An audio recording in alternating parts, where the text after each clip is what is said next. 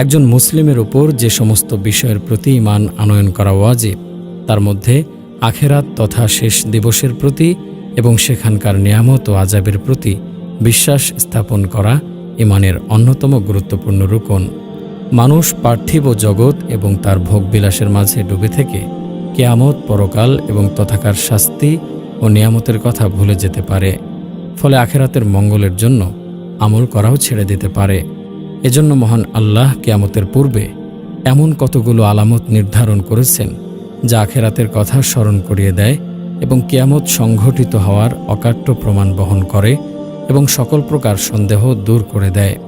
প্রিয় নবী সাল্লাল্লাহু আলাইহি ওয়াসাল্লাম কিয়ামতের পূর্বাভাসস্বরূপ যে সমস্ত আলামতের কথা বলেছেন, একজন মুমিন ব্যক্তি যখন ওই সমস্ত আলামতসমূহের কোনো একটি আলামত দেখতে পাবে, তখন তার ঈমান বৃদ্ধি পাবে।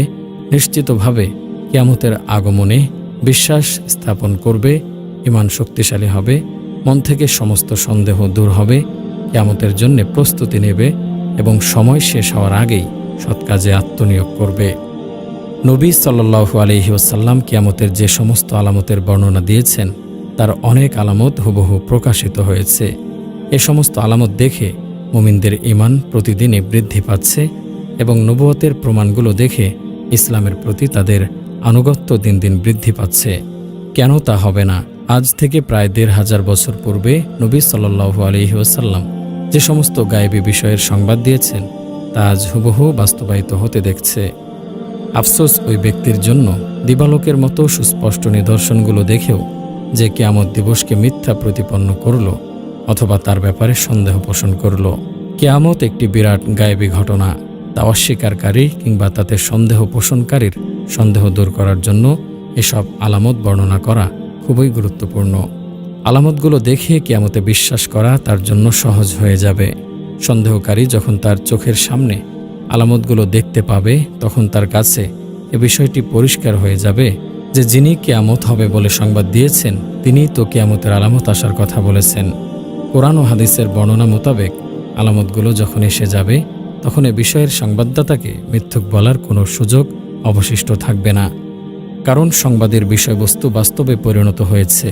সংবাদদাতার অধিকাংশ সংবাদ সত্যে পরিণত হওয়ার অর্থ এই যে তার বাকি সংবাদগুলোও সত্য হবে। নবী সাল্লাল্লাহু আলাইহি ওয়াসাল্লাম কিয়ামতের পূর্বে যে সমস্ত আলামত আসবে বলে ঘোষণা করেছেন, বড় আলামতগুলো ব্যতীত অধিকাংশই বাস্তবায়িত হয়েছে। যেগুলো এখনও বাস্তবায়িত হয়নি, অদূর ভবিষ্যতে তা অবশ্যই বাস্তবে পরিণত হবে এবং সকল আলামত প্রকাশ হওয়ার পর নির্ধারিত সময়ে মহাপ্রলয় তথা রোজ কিয়ামত প্রতিষ্ঠিত হবে। হাদিসের বর্ণনা মোতাবেক ভবিষ্যৎবাণীগুলো সত্যে পরিণত হলে ঈমান দৃঢ়, মজবুত ও শক্তিশালী হবে। এই তো মুসলমানেরা প্রতি যুগেই বিভিন্ন ঘটনা হুবহু বাস্তবায়িত হতে দেখে আসছে। কোরআন ভবিষ্যৎবাণী করেছিল যে অচিরেই রোমানরা পারস্যবাসীদের উপর বিজয় লাভ করবে, অতঃপর পুনরায় তারা পরাজিত হবে। সাহাবীগণ পারস্যবাসীদের উপর রোমানদের বিজয় প্রত্যক্ষ করেছেন। রাসূল সাল্লাল্লাহু আলাইহি ওয়াসাল্লামের ওফাতের পর মুসলমানগণ রোম ও পারস্য জয় করেছেন। সকল দিনের উপর ইসলামের বিজয় অবলোকন করেছেন। এমনইভাবে আরও অনেক ঘটনা সত্যে পরিণত হচ্ছে এবং মুমিনদের ঈমান দিন দিন বৃদ্ধি পাচ্ছে। তাছাড়া আগামীতে যে সমস্ত ফিতনার আগমন ঘটবে, তাতে একজন মুসলমান কিভাবে চলবে, কিভাবে তা থেকে পরিত্রাণ পাবে, অনাগত পরিস্থিতিতে শরীয়তের বিধান কী হবে তা জানার জন্যে এবং সে অনুযায়ী আমল করার জন্যে কিয়ামতের আলামতগুলো সম্পর্কে প্রতিটি মুসলিমের জ্ঞান থাকা জরুরি। কিয়ামতের অন্যতম বড় আলামত হচ্ছে দাজ্জালের আগমন। সে পৃথিবীতে 40 দিন অবস্থান করবে। প্রথম দিনটি হবে 1 বছরের মতো লম্বা, দ্বিতীয় দিনটি হবে 1 মাসের মতো, তৃতীয় দিনটি হবে 1 সপ্তাহের মতো, আর বাকি দিনগুলো দুনিয়ার স্বাভাবিক দিনের মতোই হবে। সাহাবীগণ নবী সাল্লাল্লাহু আলাইহি ওয়াসাল্লামকে জিজ্ঞেস করলেন যে দিনটি 1 বছরের মতো দীর্ঘ হবে, সে দিন কি 1 দিনের নামাজই যথেষ্ট হবে? উত্তরে তিনি বললেন, না, বরং তোমরা অনুমান করে সময় নির্ধারণ করে নামাজ পড়বে। এমনইভাবে নবী সাল্লাল্লাহু আলাইহি ওয়াসাল্লাম বলেছেন, আখেরি জামানায় কিয়ামতের পূর্বে মুসলিমগণ পরস্পরে যুদ্ধে লিপ্ত হবে। তিনি এ সমস্ত যুদ্ধে শরীক হতে নিষেধ করেছেন এবং ফিতনা থেকে দূরে থাকতে বলেছেন। মোট কথা, ইসলামের অন্যান্য বিষয়ের ন্যায় কিয়ামতের আলামতগুলো সম্পর্কেও স্বচ্ছ ধারণা রাখা প্রতিটি মুসলিমের ঈমানি দায়িত্ব। সহিহ হাদিসের বিবরণ থেকে অবগত হওয়া যায় যে আখিরি জামানায় ইমাম মাহদির আত্মপ্রকাশ কিয়ামতের সর্বপ্রথম বড় আলামত। তিনি আগমন করে এই উম্মতের নেতৃত্বের দায়িত্বভার গ্রহণ করবেন, ইসলাম ধর্মকে সংস্কার করবেন এবং ইসলামী শরীয়তের মাধ্যমে বিচার ফায়সালা করবেন।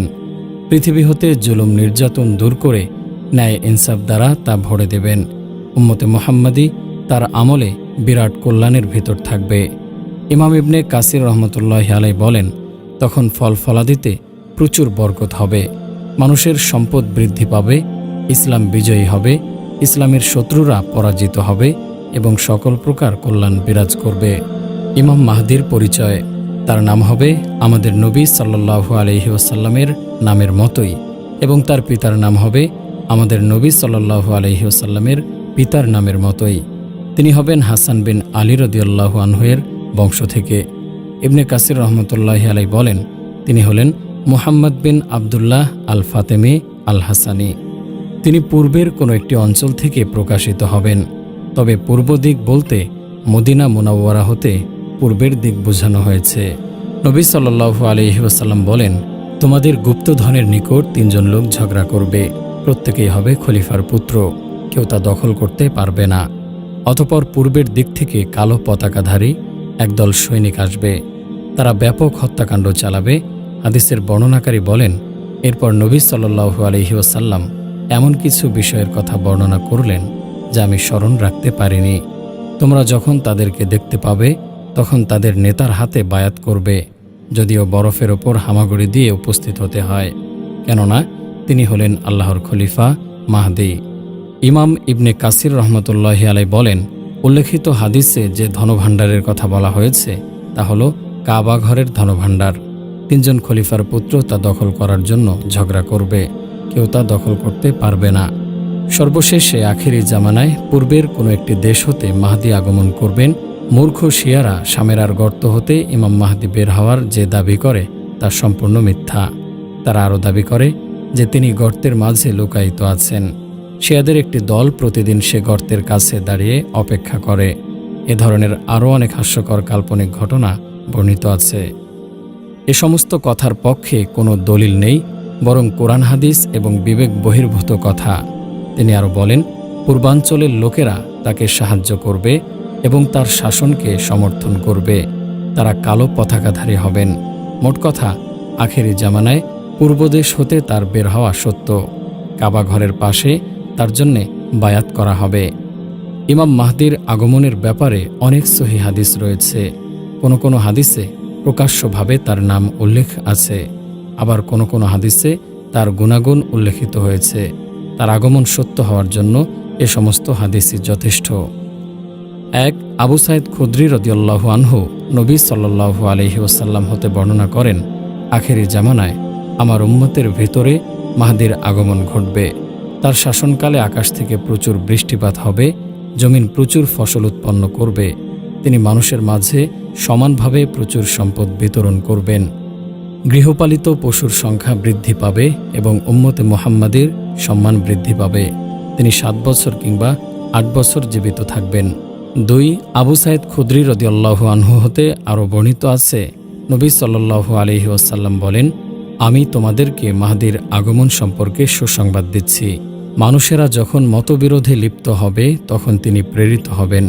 পৃথিবী হতে জুলুম নির্যাতন দূর করে ন্যায় ইনসাফ দ্বারা তা ভরে দেবেন। আসমান জমিনের সকল অধিবাসী তার উপর সন্তুষ্ট হবেন। তিনি মানুষের মাঝে সমানভাবে প্রচুর সম্পদ বিতরণ করবেন।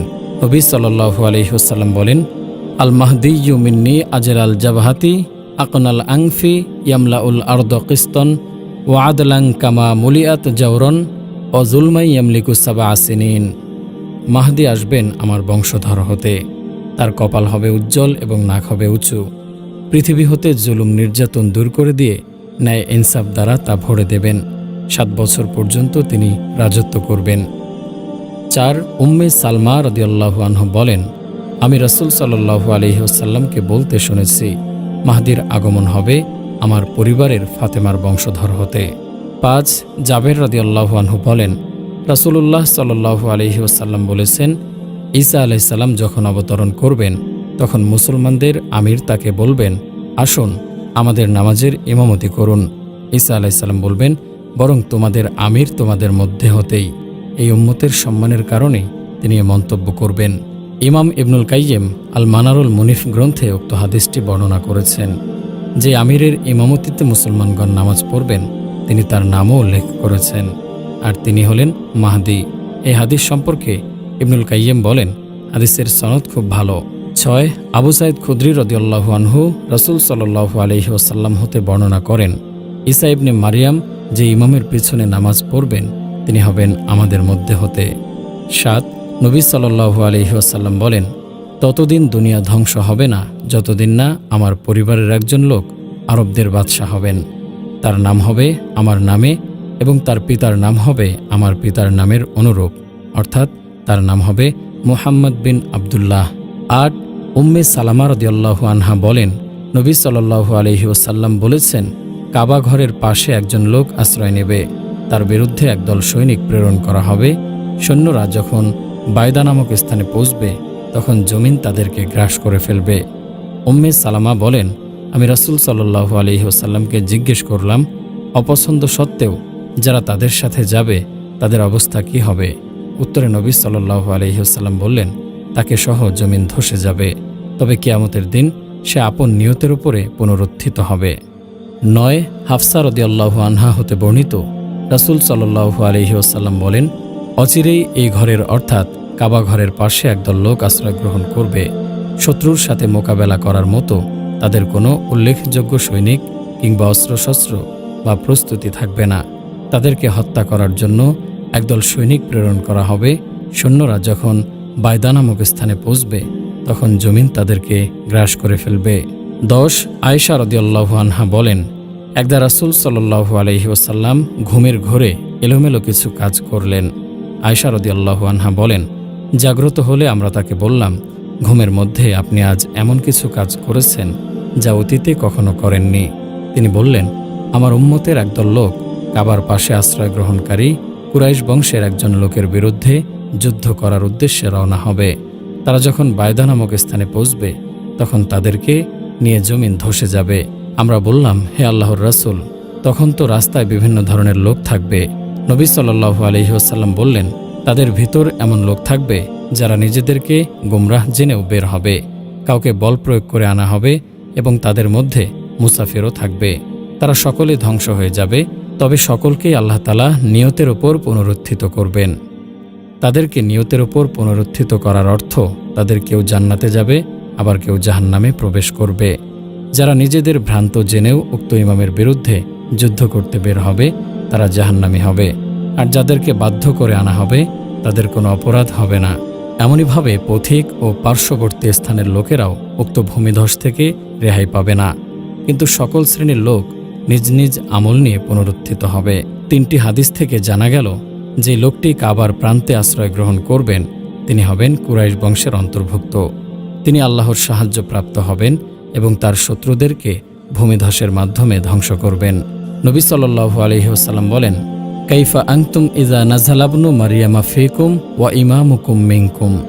সেদিন কেমন হবে তোমাদের অবস্থা যেদিন তোমাদের মধ্যে ঈসা ইবনে মারিয়াম নেমে আসবেন এবং তোমাদের মধ্য হতেই একজন ইমাম হবেন, অর্থাৎ তোমাদের সাথে জামাতে শরীক হয়ে ঈসা আলাইহিস সালাম তোমাদের ইমামের পেছনে নামাজ আদায় করবেন। জাবের রাদিয়াল্লাহু আনহু বলেন, আমি রাসূল সাল্লাল্লাহু আলাইহি ওয়াসাল্লামকে বলতে শুনেছি, আমার উম্মতের একটি দল হকের ওপর বিজয়ী থেকে কিয়ামত পর্যন্ত লড়াই করতে থাকবে। অতঃপর ঈসা ইবনে মারিয়াম অবতরণ করবেন। তাকে দেখে মুসলমানদের আমির বলবেন, আসুন আমাদেরকে নিয়ে নামাজের ইমামতি করুন। ঈসা আলাইহিস সালাম বলবেন, না, বরং তোমাদের আমির তোমাদের মধ্য হতেই। এই উম্মতের সম্মানের কারণেই তিনি এই মন্তব্য করবেন। নবী সাল্লাল্লাহু আলাইহি ওয়াসাল্লাম বলেন, আখেরি জামানায় আমার উম্মতের মধ্যে একজন খলিফা হবেন যিনি মানুষের মধ্যে মুক্ত হস্তে অগণিতভাবে ধনসম্পদ বিতরণ করবেন। হাফেজ আবুল হাসান আল আবিরি রহমতুল্লাহি আলাইহি বলেন, মাহদী সম্পর্কিত হাদিসগুলো নবী সাল্লাল্লাহু আলাইহি ওয়াসাল্লাম থেকে মুতাওয়াতির হিসেবে বর্ণিত হয়েছে।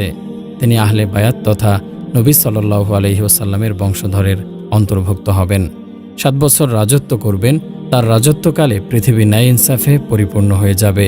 তার রাজত্বকালে ঈসা ইবনে মারিয়াম আলাইহিস সালাম আগমন করে দাজ্জালকে হত্যা করবেন ঈসা আলাইসাল্লাম তার পেছনে নামাজ পড়বেন। ইমাম শাওকানি রহমতুল্লাহি আলাইহি বলেন, যতদূর জানা যায় মাহদির ব্যাপারে 50টি মুতাওয়াতির হাদিস বর্ণিত হয়েছে। তার মধ্যে রয়েছে সহিহ, হাসান ও সামান্য ত্রুটি বিশিষ্ট হাদিস, যা অন্য সূত্রে বর্ণিত হওয়ার কারণে ত্রুটিমুক্ত হয়ে গেছে। সুতরাং বিনা সন্দেহে হাদিসগুলো মুতাওয়াতির। শায়েখ আব্দুল আজিজ বিন বাজ রহমতুল্লাহি আলাইহি বলেন, মাহদির বিষয়টি অতি সুস্পষ্ট। এ ব্যাপারে হাদিসগুলো মুতাওয়াতির সূত্রে বর্ণিত। তার আগমন সত্য। তিনি হলেন মুহাম্মদ বিন আবদুল্লাহ আল হাসানি আল ফাতেমি। আখেরি জামানায় তিনি আগমন করে সত্য ও ন্যায় প্রতিষ্ঠা করবেন, অন্যায় অবিচার প্রতিহত করবেন। তার মাধ্যমে আল্লাহ সত্য ও কল্যাণের ঝান্ডা বুলন্দ করবেন। যে ব্যক্তি আখেরি জামানায় ইমাম মাহদির আগমনকে অস্বীকার করবে, তার কথায় কর্ণপাত করা যাবে না। শায়েখ আব্দুল মুহসিন আল আব্বাদ বলেন, ২৬ জন সাহাবী থেকে মাহদির আগমন সম্পর্কিত হাদিসগুলো বর্ণিত হয়েছে। ৩৬টি হাদিস গ্রন্থে এ সমস্ত হাদিস বর্ণিত হয়েছে। উক্ত আলোচনা থেকে আমরা জানতে পারলাম, ইমাম মাহদির আগমনে বিশ্বাস স্থাপন করা ওয়াজিব, কারণ তার আগমনের ব্যাপারে অনেক সহিহ হাদিস বর্ণিত হয়েছে। ঈসা ইবনে মারিয়াম আলাইহিসসালাম যখন আকাশ থেকে অবতরণ করবেন, তখন ইমাম মাহদির নেতৃত্বে মুসলমানগণ সসম্মান ও সুখ শান্তিতে বসবাস করতে থাকবেন। ইমাম মাহদি মুসলমানদেরকে নিয়ে নামাজের ইমামতি করার জন্য প্রস্তুতি নিতে থাকবেন। এমন সময় ঈসা ইবনে মারিয়াম আলাইহিসসালাম আকাশ থেকে আগমন করবেন। ইমাম মাহদি ঈসা আলাইহিসসালামকে দেখে বলবেন, সামনে অগ্রসর হন এবং আমাদের ইমামতি করুন। হাদিসের ভাষ্য অনুযায়ী আরও জানা যায় যে, ইমাম মাহদির সময় মুসলমানদের ঈমান ও শক্তি ধ্বংস করার জন্য দাজ্জালের আগমন ঘটবে। দাজ্জালের মোকাবেলা করার জন্য আল্লাহ তাআলা ঈসা আলাইহিসসালামকে পাঠাবেন। ইমাম মাহদিও তার সাথে মিলিত হয়ে দাজ্জালের বিরুদ্ধে যুদ্ধে লিপ্ত হয়ে তাকে এবং তার বাহিনীকে খতম করে মুসলমানদেরকে দাজ্জালের ফিতনা হতে মুক্ত করবেন। সিদ্দিক হাসান খান ভোপালী রহমতুল্লাহি আলাইহি বলেন, মাহদির ব্যাপারে অনেক হাদিস বিভিন্ন গ্রন্থে মুতাওয়াতির সূত্রে বর্ণিত হয়েছে। সুনানে আবু দাউদ শরীফের ভাষ্যকার আল্লামা শামসুল হক আজিমাবাদী রহমতুল্লাহি আলাইহি বলেন, সর্বযুগের সকল মুসলমানদের মাঝে একথা অতি প্রসিদ্ধ যে, আখেরি জামানায় নবী সাল্লাল্লাহু আলাইহি ওয়াসাল্লামের বংশধর হতে একজন সৎলোকের আগমন ঘটবে। তিনি এই দিনকে শক্তিশালী করবেন, ন্যায় বিচার প্রতিষ্ঠা করবেন, মুসলমানগণ তার অনুসরণ করবে। সমস্ত ইসলামী রাজ্যের উপর তার আধিপত্য বিস্তার হবে। তার নাম হবে মাহদি। তার আগমনের পরই সহিহ হাদিসে বর্ণিত কিয়ামতের অন্যান্য বড় আলামতগুলো প্রকাশিত হবে। তার জামানাতেই ঈসা আলাইহিসসালাম আগমন করবেন এবং দাজ্জালকে হত্যা করবেন। এ ব্যাপারে মাহদিও তাকে সহযোগিতা করবেন। বিস্তারিত আলোচনা থেকে ইমাম মাহদি সম্পর্কে আমরা যা অবগত হলাম, তার সংক্ষিপ্ত কথা হলো, আখিরি জামানায় এই উম্মতের মধ্যে একজন সৎলোক আগমন করবেন। মাকামে ইব্রাহিম এবং রুকনে ইয়ামানির মধ্যবর্তী স্থানে মুসলমানগণ তার হাতে বায়াত করবে। তাকে হত্যা করার জন্য সিরিয়া থেকে একদল সৈন্য প্রেরণ করা হবে। সৈন্যদলটি যখন মক্কার পথে বাইদা নামক স্থানে পৌঁছবে, তখন ভূমিধসে সকল সৈন্য হালাক হয়ে যাবে। আল্লাহ তাআলা ইমাম মাহদিকে এভাবে তার শত্রুদের হাত থেকে হেফাজত করবেন। তিনি মুসলমানদের খলিফা হয়ে ইসলামের মাধ্যমে বিচার ফয়সালা করবেন। তার জামানায় মুসলমানদের মধ্যে চরম সুখ শান্তি ও নিয়ামত বিরাজ করবে। অতঃপর তিনি দামেস্কের মসজিদে ফজরের নামাজের সময় ঈসা আলাইহিসসালামের সাথে সাক্ষাৎ করবেন। প্রথমে তিনি ঈসা আলাইহিসসালামকে নামাজের ইমামতি করার অনুরোধ জানাবেন, কিন্তু তিনি তা প্রত্যাখ্যান করলে স্বয়ং ইমাম মাহদি ইমামতি করবেন। ঈসা ইবনে মারিয়াম আলাইহিসসালাম ইমাম মাহদির পেছনে মুক্তাদি হয়ে নামাজ আদায় করবেন। অতঃপর তিনি ঈসা আলাইহিসসালামের সাথে যোগ দিয়ে দাজ্জালের বিরুদ্ধে যুদ্ধ করার জন্য বের হবেন এবং দাজ্জাল হত্যার কাজে ঈসা আলাইহিসসালামকে সহায়তা করবেন। তারপর তিনি 7 বছর মতান্তরে 9 বছর পৃথিবীতে বসবাস করে মৃত্যুবরণ করবেন। মুসলমানগণ তার জানাজা নামাজ পড়বে।